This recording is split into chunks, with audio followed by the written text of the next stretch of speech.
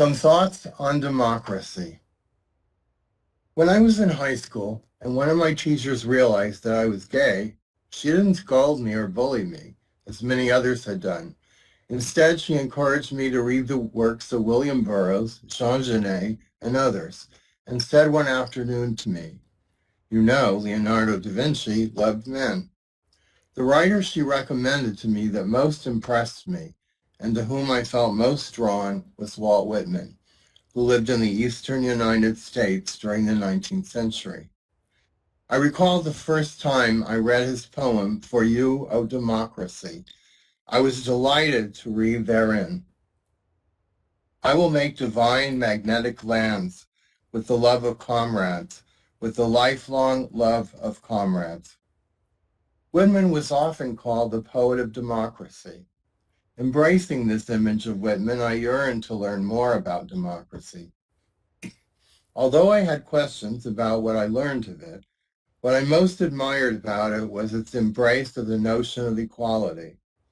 When I was in high school, the struggle for civil rights among African Americans, Chicanos, and Native Americans was in full swing. The women's movement and the LGBTQ movement were just beginning to emerge. All of these movements sought equal rights, so it was no surprise that our foremost desire in regard to democracy was that for equality. Since then, I've learned that more recently, those who struggle for equality also argue for equity. Equity, quote, recognizes that each person has different circumstances and allocates the resources and opportunities needed to reach an equal outcome. Focusing on democracy's commitment to equality, we must begin, if we have not already begun, to acknowledge what democracy is not and what things prevent our political system from becoming truly democratic. In this current moment, as we watch the trial of Derek Chauvin unfold, he's the police officer responsible for the death of an African-American man, George Floyd, in Minneapolis, Minnesota, in May of last year, 2020. That ideology, which first arises in my mind as anti-democratic, is that of white supremacy. From the very birth of this country, this ideology has dominated U.S. society. It was first expressed in European hostility toward indigenous Americans, which resulted in the forced relocations and massacres of thousands of the rightful inhabitants of this land. It was subsequently expressed in the practice of slavery, which culminated in the torture, rape, and death of a myriad more non-white persons who were considered animals and unworthy of democratic rights. It congealed in the form of terrorist groups like that of the Ku Klux Klan. The ideology of white supremacy has been deployed to justify the lynching of African Americans, the treatment of Chinese immigrants as slaves, the imprisonment of Japanese Americans, and the forced immigration of many Mexican Americans who have grown up in the U.S. to Mexico. White supremacy has continued into our own time, as evidenced by the brutal murder of white cops of African American men and by similar expressions of violence. The ideology of white supremacy and its often extremely violent expression have nothing to do with democracy and should be eliminated. From its inception, governmental and religious forces of the U.S. have engaged in misogynistic, anti-democratic practices in regard to women.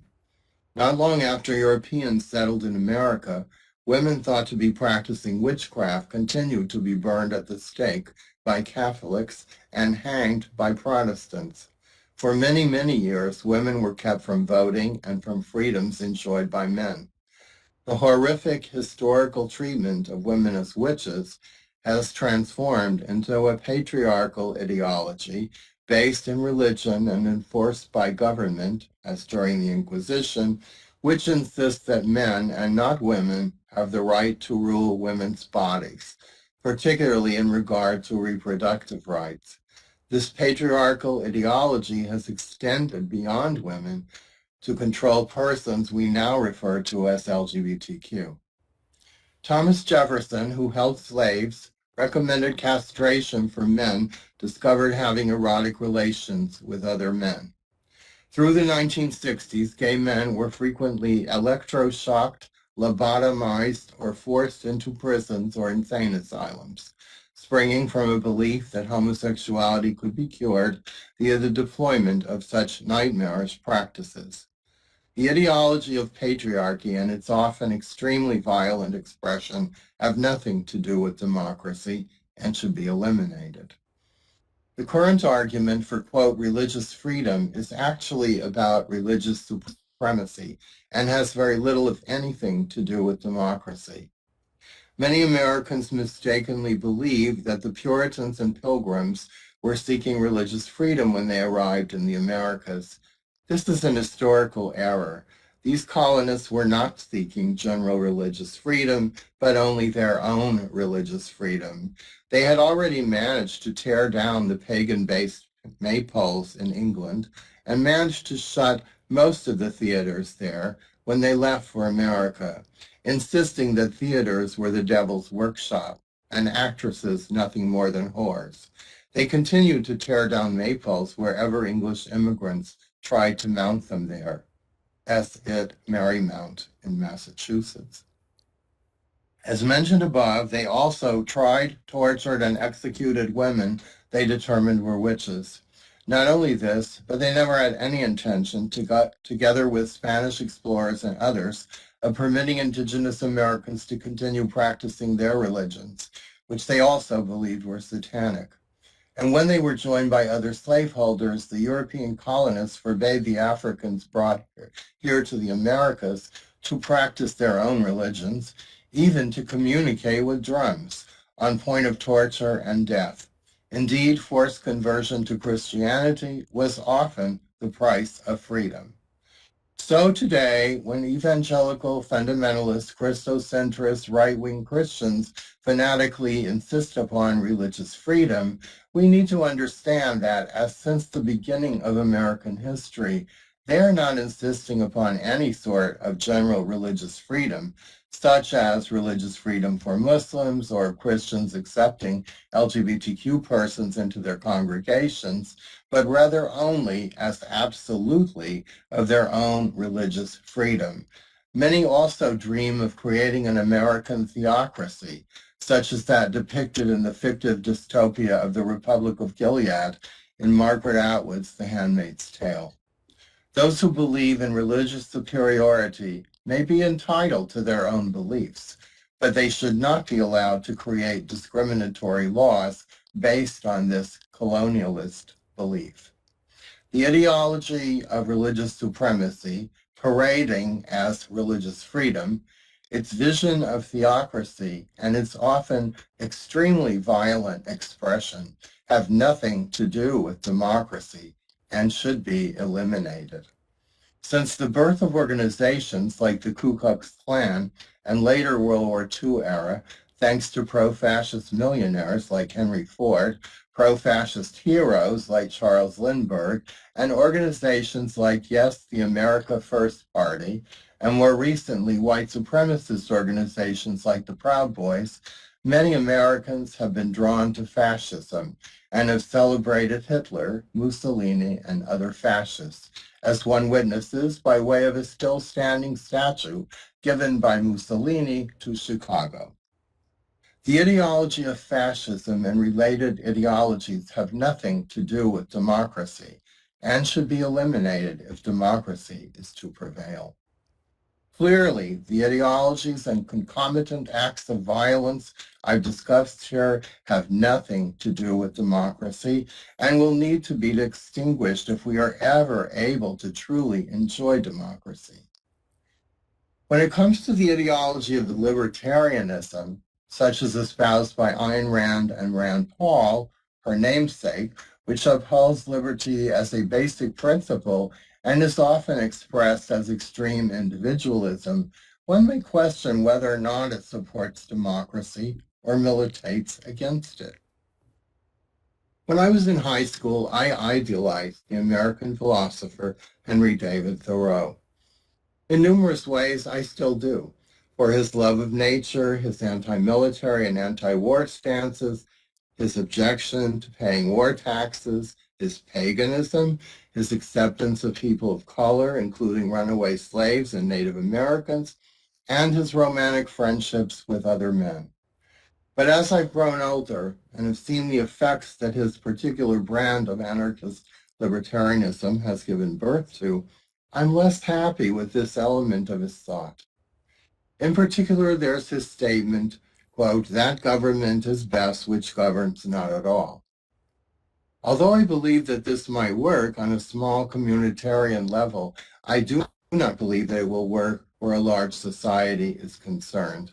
For example, from the 1970s until today, I have seen this sort of mentality and concomitant laws used to keep certain persons, such as LGBT persons, from entering restaurants and clubs, renting apartments, and attaining job security. I witnessed this especially in the otherwise liberal city of Austin, Texas, when I was living there.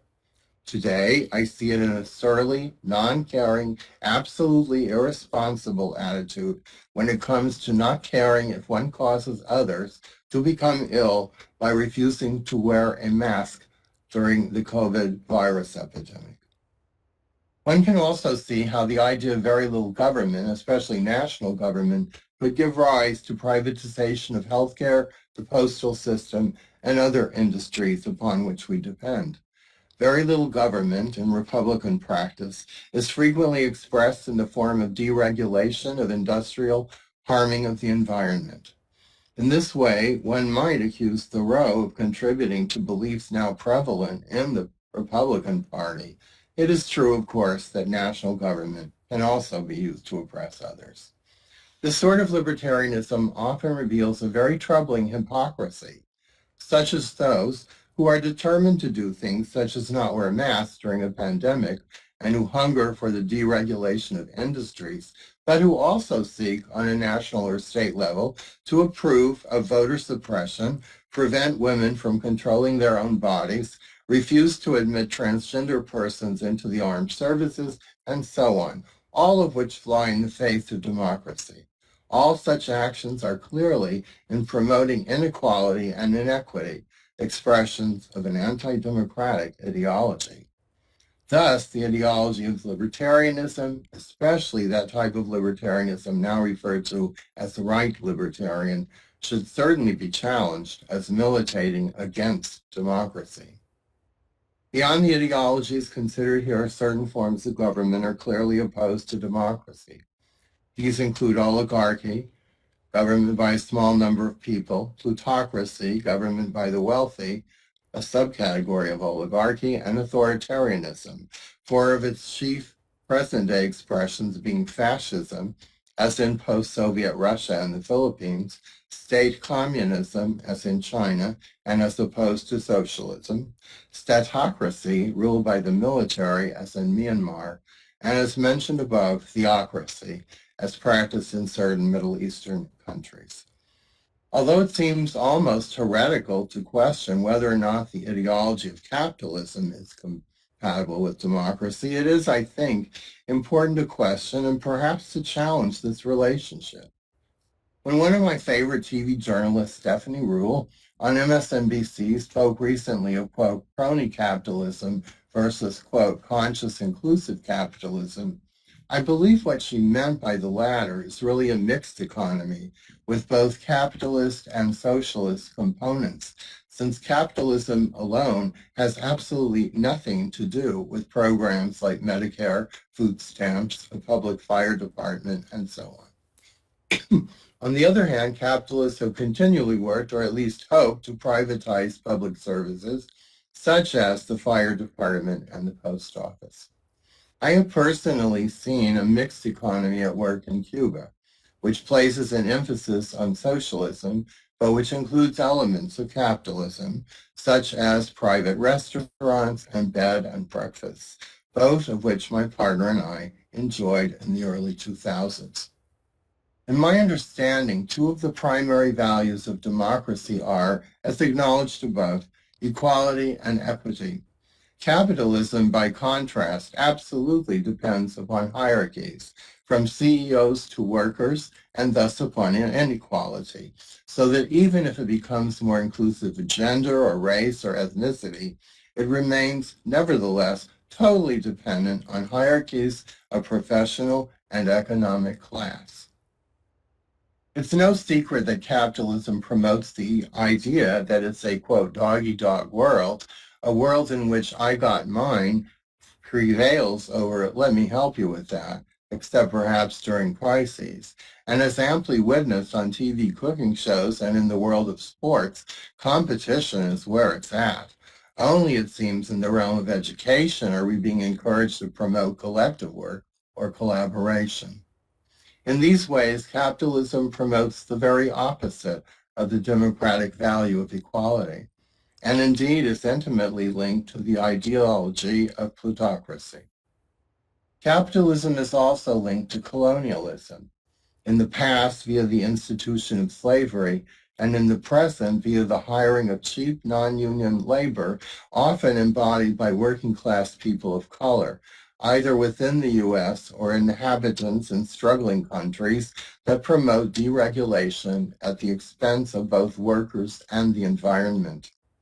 As with supporters of so-called religious freedom and libertarianism, hypocrisy rules, such as in the case of employing cheap labor in other countries, as in the case of Nabisco moving to Mexico, while hostilely halting Mexicans and others at the border who are seeking a better life here, even though many, unlike Euro-Americans, possess ancestries that have been indigenous to this continent for thousands of years.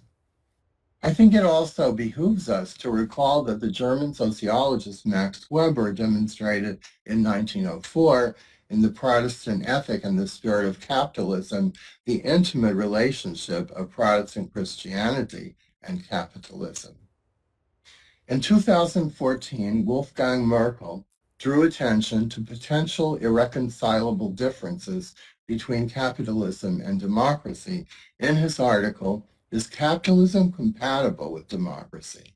Merkel, who serves as director of the Democracy and Democratization Research Program and is professor of political science at Humboldt University, both in Berlin, Germany, and who's also been a visiting professor at Harvard, writes, capitalism and democracy follow different logics. Unequally distributed property rights on the one hand, equal civic and political rights on the other. Profit-oriented trade within capitalism, in contrast to the search for the common good within democracy. Debate, compromise, and majority decision-making by managers and capital owners. Capitalism is not democratic. Democracy is not capitalist. The level of inequality that defines capitalism and secures productivity and profits is hardly compatible with the democratic principle of equal rights. And yet capitalism has been so normalized, as in the case of what's called heteronormativity, that most of us cannot even imagine another ideology or economic system which might conceivably better complement democracy. Since around 1920, democratic socialism and socialist anarchism have been demonized. Emma Goldman, Lucian Albert Parsons, and other martyrs of the Haymarket, Eugene V. Debs, and others have been profoundly denigrated or else written out of history altogether for daring to speak of 8-hour workdays, protections for the working class, equal rights for all, and social justice.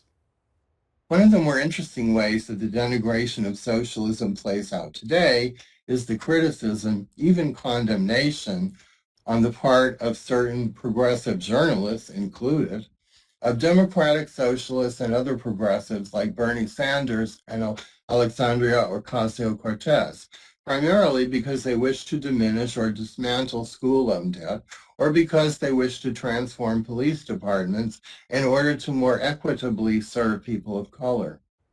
The denigration, or perhaps more accurately, the burying of socialism, also frequently occurs today when liberals make sure to use the term middle class when they are actually referring to the working class, so that they won't be branded socialist or communist.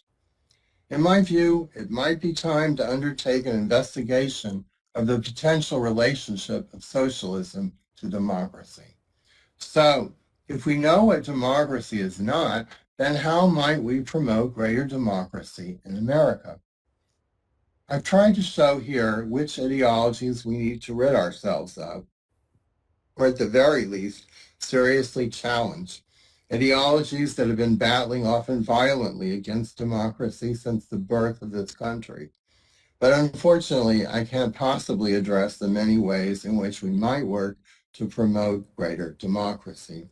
One of the most radical would be a shift from representative to direct democracy, which would likely include the dismantling of the Electoral College, which has historically assisted Western states, but which is rooted in pro-slavery ideologies. Such a transformation would, however, require a constitutional amendment. It may seem surprising, but I'm going to return to Walt Whitman, with whom I began as we near the end of our discussion. He offered three ways in which we might promote greater democracy. These may seem minor in comparison to transforming representative into direct democracy, but especially in regard to subjects I teach, they often offer ways in which democracy might be enhanced in the fields of humanities, that is, of philosophy and the arts. Writing 150 years ago, Whitman celebrated in many of his poems a love for the natural world, for heterosexual relations, which he referred to as amative, and for gay and bisexual love, which he linked to democracy, referring to same-sex love as adhesiveness. In this way, he was prophetic of present-day celebrations of same-sex love and desire, and of today's LGBTQ persons' struggles for equal rights. He spoke of, quote, an intense and loving comradeship, the personal and passionate attachment of man to man. It is to the development of that fervid comradeship, he wrote, that I look. I say democracy infers such loving comradeship. He believed that one of the most significant tools in the promotion of greater democracy was development, as one sees in his poems, of a new American aesthetic, a new vision of the arts. Whitman referred to these visions, including this one of the arts, as vistas, and more specifically as democratic vistas. In a very democratic, if not socialist manner, Whitman refers to writers and other artists as, quote, aesthetic workers. Whitman answers his own question. What do we more definitely mean by New World literature, by democratic literature? With journals, magazines, novels, poetry, literary magazines, dramatic plays. He also explains that this new aesthetic, this new democratic literature, will promote, quote, original archetypes and heroes. One cannot help but think of Superman, created by two Jewish men. Perhaps even more significant, although involving some degree of inequality, is that Whitman insists that this new democratic literature will be composed by, quote, geniuses, regardless not only of their age or what city they hail from, but also of whichever race to which they belong. Carrying this belief, Whitman could have undoubtedly celebrated the literary works of Langston Hughes, Alice Walker, Maxine Hong Kingston, Joy Harjo, our current poet laureate, and many others. Moreover, Whitman remarks that more than once this new democratic literature will embrace a, quote, cosmic element, reaching toward the cosmos. This embrace of the cosmos reflects in Whitman's own poetry his veneration of the natural world. This embrace of the cosmos may nurture, in his terms, a, quote, new metaphysics. It might also simultaneously signal a new form of speculative fiction, such as that of Ursula Le Guin. This may seem surprising following my critique of the notion of religious freedom, in truth, unfreedom, voiced by Puritans of our past and right-wing Christians of our present. But Whitman believed, and I agree with him to a large extent, that, quote, at the core of democracy is the religious element. Indeed, he refers to writers and artists as being inspired by, quote, divine magic. He was most assuredly not referring to theocratic rule, as in The Handmaid's Tale, but he was nurturing the development of what he called a new religion or a new spirituality. The new religion he proposed was, like that of D.H. Lawrence in The Plumed Serpent, a very eclectic one. Among its inspirational sources were goddess reverence, ancient Egyptian religion, ancient Greek religion, European paganism, Hinduism, Judaism, Christianity, most probably similar to that of the Quakers, Reverend Martin Luther King, and the Reverend William Barber of our own time, Islam, Zoroastrianism, and the philosophy of pantheism, that is, the reverence of nature. This embrace of pantheism is an expression of, quote, the new metaphysics.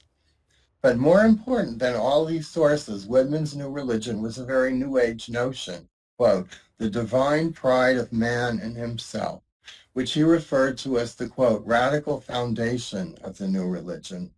This is not an arrogant, narcissistic, hubristic expression of pride, but rather a kind of self-acceptance that rejects denigration and bigotries expressed by narrow-minded persons.